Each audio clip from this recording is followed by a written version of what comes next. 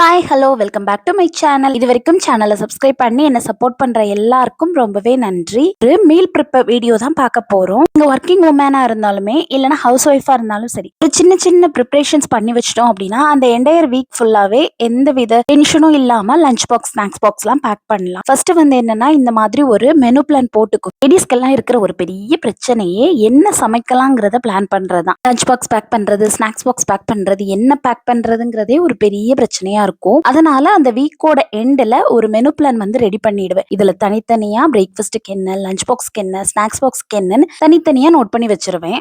முன்னாடி எல்லாம் இதை வந்து மொபைல்ல நோட் பண்ணிட்டு இருந்தேன். இப்ப இந்த மாதிரி ஒரு நோட் போட்டு அதுல எழுதிக்கிறேன். ஜஸ்ட் முந்தின நாள் சமைக்கிறதுக்கு முன்னாடி இதை மட்டும் ரெஃபர் பண்ணிட்டா போதும். அதே மாதிரி முந்தின நாள் ஏதாவது ப்ரீ ப்ரிப்பரேஷன் பண்ணி வைக்கிறதும் இதை பார்த்து நான் ரெடி பண்ணிக்குவேன். உங்க கன்வீனியன்ட்டுக்கு போன்ல கூட நோட் பண்ணிக்கலாம். பட் எனக்கு எழுதுறது ரொம்ப பிடிச்சிருக்கு. ரொம்ப நாளைக்கு அப்புறம் எழுதுறனால இந்த மாதிரி தனித்தனியா போட்டு எழுதிட்டு இருக்கேன். இதுல ஸ்நாக்ஸ் வரைக்கும் நோட் பண்ணியிருக்கேன். உங்களுக்கு இதை பாக்குறப்போ ஒரு ஐடியா கிடைக்கும்.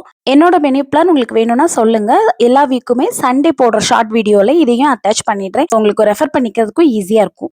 மெனு பிளான் போட்டாச்சு இல்லையா? இதுக்கப்புறம் இருக்கிற வேலை கிராசரி ஷாப்பிங் தான். இப்போ வந்து இந்த வீக் மெனு பிளானுக்கு என்னென்ன வெஜிடபிள்ஸ்லாம் வேணுங்கிறத ஒரு ஸ்டிக்கி நோட் போட்டு அதில் தனியாக எழுதிக்குவேன். சண்டே பிரேக்ஃபாஸ்ட்டுக்கு வந்து சேமியா எழுதியிருக்கேன். வீட்டில் சேமியா பாக்கெட் இல்லை அப்படின்னா அதை நோட் பண்ணிக்குவேன். இன்னொரு சைடில் வெஜிடபிள்ஸுமே நோட் பண்ணிக்குவேன். கடைக்கு போகிறப்போ இந்த ஸ்டிக்கி நோட் அந்த பேப்பரை மட்டும் டியர் பண்ணி எடுத்துகிட்டு போயிடுவேன். என்னென்ன வேணுமோ அது எல்லாத்தையுமே வாங்கிட்டு வந்துடலாம். இப்போ ஈவினிங்காக கடைக்கு போயிட்டு வெஜிடபிள்ஸுமே வாங்கிட்டு வந்துட்டேன். நான் இந்த வீக் மண்டே தான் போனேன் அப்படிங்கிறதுனால வெஜிடபிள்ஸ் எதுவுமே கொஞ்சம் ஃப்ரெஷ்ஷாக இல்லை. அதனால ஒரு 2 டேஸ்க்கு மட்டும் வெஜிடபிள்ஸ் வாங்கிட்டு வந்துட்டேன். ரிமைனிங்கா முந்தின நாள் சொன்னா ஹஸ்பண்ட் ஆஃபீஸ்ல இருந்து வரப்போ வாங்கிட்டு வந்துருவாங்க. நீ இது எல்லாத்தையுமே எடுத்து ஆர்கனைஸ் பண்ணி வைக்கணும். வெஜிடபிள்ஸ் எல்லாத்தையுமே வாஷ் பண்ணி எடுத்து வைக்க மாட்டேன். அப்பப்போ யூஸ் பண்ணும்போது வாஷ் பண்ணிக்குவேன். முருங்கைக்காய் வந்து நெக்ஸ்ட் டேயே யூஸ் பண்ணிடுவேன். அதனாலதான் அப்படியே பாக்ஸ்ல போட்டு வைக்கேன். இல்லைன்னா நான் கட் பண்ணி தான் போட்டு வைப்பேன். வேப்பில பச்சை மிளகாய் எல்லாம் மட்டும் நல்லா வாஷ் பண்ணி அதை காய வச்சுட்டு அதுக்கப்புறமா எடுத்து பாக்ஸ்ல போட்டுடுவேன். கொத்தமல்லி இலை பார்த்தீங்கன்னா அந்த வேர் பகுதியை மட்டும் கட் பண்ணிட்டு அப்படியே தான் வச்சு ஸ்டோர் பண்றேன். நான் வாஷ் பண்ணி ஸ்டோர் பண்ணி பார்த்துட்டேன். அது ரொம்ப நாளைக்கு வர மாட்டேங்குது, சீக்கிரமாவே அழுகிருது. பச்சை மிளகாவை இந்த மாதிரி காம்பை ஃபுல்லா கிள்ளிட்டு நல்லா வாஷ் பண்ணி ட்ரை பண்ணி பாக்ஸ்ல போட்டு வச்சிடுவேன்.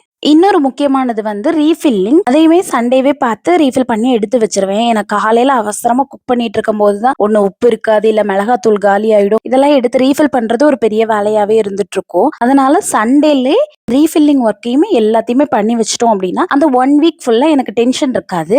நான் வந்து மீல் ப்ரிப் பண்றப்போ தொக்கு வெரைட்டி மாதிரி எல்லாம் எதுவும் செஞ்சு ஸ்டோர் பண்ணிக்க மாட்டேன். நெக்ஸ்ட் டே குக்கிங்க்கு முந்தின நாள் ஏதாவது ஒரு ப்ரீ ப்ரிப்பரேஷன்ஸ் ஒர்க் மட்டும் தான் பண்ணி வைப்பேன். இப்ப பாத்தீங்கன்னா நெக்ஸ்ட் டே வந்து பாவக்காய் பொரியல் வைக்கிறேன்னா முந்தின நாளே பாவக்காவெல்லாம் கட் பண்ணி எடுத்து ஃப்ரிட்ஜுக்குள்ள வச்சிருவேன். நைட்டு போல எடுத்து வச்சிட்டேன் அப்படின்னா காலையில எழுந்து வந்து சமைக்கிறதுக்கு கொஞ்சம் ஈஸியா இருக்கும். அதே மாதிரி வெங்காயம் உரிக்கிறது, பூண்டு உரிக்க வேண்டிய வேலையெல்லாம் இருந்தா முந்தின நாளே பண்ணி வச்சிருவேன். வெஜிடபிள்ஸ் எல்லாம் ஸ்டோர் பண்ணியாச்சா? இப்ப நெக்ஸ்ட் டே மார்னிங் வாரம் ஸ்டார்ட் ஆகும் போதே மாவு அரைச்சு வச்சிருவேன். ஏன்னா வீட்டுல தோசை மாவு இருந்துச்சுனாலே அந்த வாரத்துல பாதி டென்ஷன் இருக்காது. பிரேக்ஃபாஸ்ட்டுக்கோ இல்ல டின்னருக்கோ கூட பண்ணிக்கலாம். அதனால கண்டிப்பா அதையுமே அரைச்சு எடுத்து வச்சிருவேன். நான் அரைச்சிருக்க குவான்டிட்டி எனக்கு ஒரு 3 டேஸ் வரைக்குமே வரும். ரிமைனிங்க்கு பாத்தீங்கன்னா ஆப்ப பேட்டர் அப்படி இல்லைன்னா மில்லட் வெரைட்டிஸ் ஏதாவது ஒண்ணு அரைச்சு எடுத்து வச்சிட்டேன் அப்படின்னா அந்த வீக் கன்வீனியன்ட்டா இருந்துரும். இப்ப வந்து ஒரு வாரத்துக்கு நான் மீல் ப்ரிப்பரேஷனா என்னெல்லாம் பண்ணி வைக்கிறேங்கிறத பார்க்கலாம். ஃபர்ஸ்ட் வந்து இட்லி பொடி வந்து கண்டிப்பா காலியாக ரீஃபில் பண்ணி எடுத்து வச்சுட்டே இருப்பேன். என்னைக்காவது ஒரு நாள் காலையில அசந்து தூங்கிட்டா கூட இந்த இட்லி பொடி இருந்துச்சுன்னா தோசை மாவு ஆல்ரெடி இருக்குன்னு ஆச்சு. இட்லி இல்ல தோசை ஊத்தி இந்த பொடியை வச்சு சிம்பிளா முடிச்சுக்கலாம்.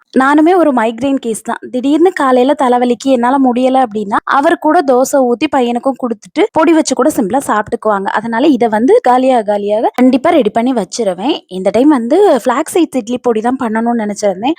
ஆனா வீட்டுல ஃபிளாக்ஸ் சீட்ஸ் இல்லங்கிறதையே மறந்தாச்சு. அதனாலேயே நார்மல் இட்லி பொடி தான் ரெடி பண்ணியிருந்தேன். இதோட மெஷர்மெண்ட்ஸ் எல்லாத்தையுமே டீடைலா டிஸ்கிரிப்ஷன் பாக்ஸ்ல கொடுக்குறேன். தேவைப்படுதுன்னா செக் பண்ணிக்கோங்க. காரம் வந்து கொஞ்சம் கம்மியா தான் ஆட் பண்ணிருக்கேன். அப்பதான் பையன் சாப்பிடுவான். டைம் கொஞ்சமா பொட்டுக்கடலையும் வறுத்து போட்டிருந்தேன். டேஸ்ட் நல்லாவே இருந்துச்சு. ஃபிளாக்ஸ் சீட்ஸ் இட்லி பொடி ரெசிபியை கண்டிப்பா இன்னொரு vlogல ஷேர் பண்றேன். இப்ப இது ஆறட்டும். இது ஆறுறதுக்குள்ளேயே இஞ்சி பூண்டு பேஸ்ட் வந்து ரெடி பண்ணி வச்சுக்கலாம். இஞ்சி பூண்டு பேஸ்ட்டுமே நான் ஒரு வாரத்துக்கு ஏத்த மாதிரி மட்டும் தான் ரெடி பண்ணுவேன். நிறைய பல்கா ஸ்டோர் பண்ணிக்கலாம் மாட்டேன். ரெண்டுமே ஈக்குவல் குவான்டிட்டியில எடுத்து நல்லா வாஷ் பண்ணிட்டு இந்த மாதிரி நல்லா ட்ரை பண்ணி எடுத்துக்குவேன். இதை ஒரு மிக்சர் ஜார்ல சேர்த்துட்டு இது கூட கொஞ்சமா மஞ்சத்தூள் சேர்த்து தண்ணி இல்லாம அரைச்சு எடுத்துக்கோங்க. ஃபைனலா கொஞ்சமா நல்லெண்ணெய் சேர்த்து கலந்து வச்சிருவேன். இப்ப எடுத்திருக்க இந்த குவான்டிட்டி வந்து எனக்கு ஒரு வாரத்துக்கு வந்து கரெக்டா இருக்கும். லஞ்ச் பாக்ஸ் பேக் பண்றப்போ ஏதாவது வெரைட்டி ரைஸ்க்கோ இல்லைன்னா குருமா பண்ற மாதிரியோ இருந்தா யூஸ் பண்ணிக்குவேன். ரிமைனிங் எப்படியும் கொஞ்சம் தான் இருக்கும். அது அந்த சண்டே வந்து நான்வெஜ் ஏதாவது பண்ணுவோம் இல்லையா, அன்னையோட எனக்கு கரெக்டா போயிடும். இப்ப இதையுமே செஞ்சு ரீஸ்டாக் பண்ணி வச்சாச்சு. நெக்ஸ்ட் ஏதாவது ஒரு வகை ஸ்நாக் வந்து கண்டிப்பா பண்ணி வைப்பேன். அதுவும் அவனுக்கு ஸ்வீட்னா ரொம்ப பிடிக்கும்னு சொல்லிட்டு இன்னைக்கு பொட்டுக்கடலை லட்டு தான் பண்ண போறேன். இதுக்கு நான் இன்னைக்கு 1 கப் பொட்டுக்கடலை, 1 கப் அளவுக்கு சீனி சேர்த்தீங்கன்னா கரெக்டா இருக்கும். 2 ஏலக்காய் போட்டு நல்ல ஃபைன் பவுடரா அரைச்சு எடுத்து வச்சிருங்க.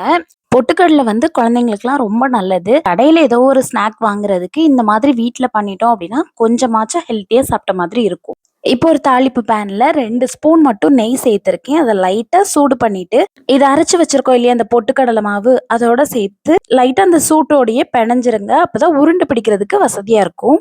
இதையே நீங்க வந்து பர்ஃபி மாதிரியும் ரெடி பண்ணிக்கலாம். நான் இப்படி ரெடி பண்ணோம் அப்படின்னா, அப்பப்ப அவன் பால் மாதிரி எடுத்து சாப்பிட கொஞ்சம் நல்லா இருக்கும்னு இந்த மாரி ரெடி பண்ணிட்டேன். நான் எடுத்த மெஷர்மென்ட்க்கு ஒரு 12 லட்டு வரைக்குமே எனக்கு கிடைச்சது. இது கண்டிப்பா 1 வாரம்லாம் வராது. ஒரு 2 நாளைக்கு தான் வரும். இதுக்கப்புறம் வேற ஏதாவது ஒண்ணு ரெடி பண்ணி வச்சுருவேன். பீனட்ஸ் வச்சு பர்ஃபி மாதிரியோ, இல்ல வேற எள்ளுருண்டை ஏதாவது ஒண்ணு வந்து ரெடி பண்ணி வச்சுக்குவேன்.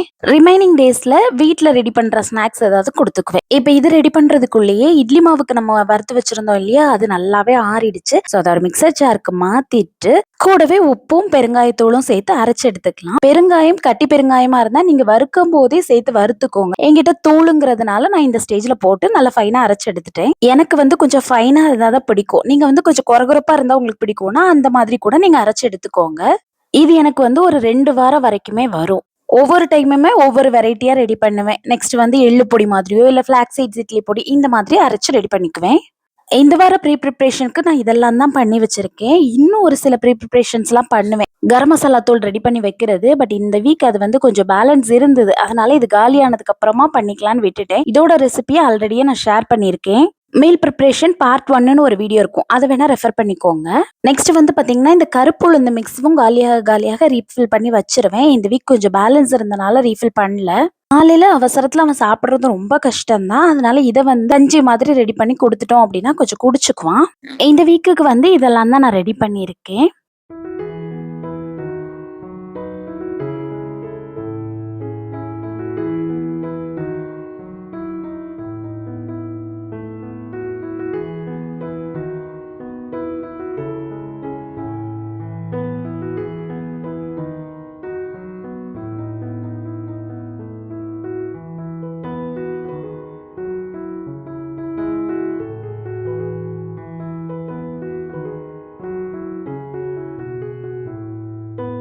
நெக்ஸ்ட் வந்து இந்த மாரி ஒரு டூடோ எழுதி கிச்சன்ல வந்து ஒட்டிடுவேன். இது வந்து எதுக்குன்னா, இது மேக்ஸிமம் நைட்டு தூங்க போக முன்னாடி எழுதி வச்சுட்டு போவேன். நெக்ஸ்ட் டே ஏதாவது சோக் பண்ண வேண்டியது இருக்கு, இல்ல ஏதாவது பேட்டர் ரெடி பண்ண வேண்டியது இருக்குன்னா, இந்த மாரி எழுதி வச்சுட்டு போயிடுவேன். இத இந்த மாரி ஃப்ரிட்ஜ்லயே ஒட்டிட்டோம் அப்படின்னா, பார்க்குறப்போ ஞாபகம் வரும். இல்லன்னா ஊற வைக்க மறந்துட்டு நெக்ஸ்ட் டே என்ன பண்றதுன்னு தெரியாம முழிச்சுட்டு இருப்பேன். அதனால இந்த மாரி எழுதி வச்சுக்குவேன். அவ்வளவுதான், வீடியோவோட எண்டுக்கு வந்துட்டோம். இந்த வீடியோ உங்களுக்கு யூஸ்ஃபுல்லா இருந்திருக்கும்னு நம்புறேன். வீடியோ பிடிச்சிருந்ததுன்னா மறக்காம சேனலை சப்ஸ்கிரைப் பண்ணி சப்போர்ட் பண்ணுங்க. உங்களோட ஃபீட்பேக்ஸையுமே என் கூட கமெண்ட்ஸ்ல ஷேர் பண்ணிக்கோங்க. நெக்ஸ்ட் என்ன மாதிரியான வீடியோ வேணும்ன்றதையும் கமெண்ட்ஸ்ல சொல்லுங்க.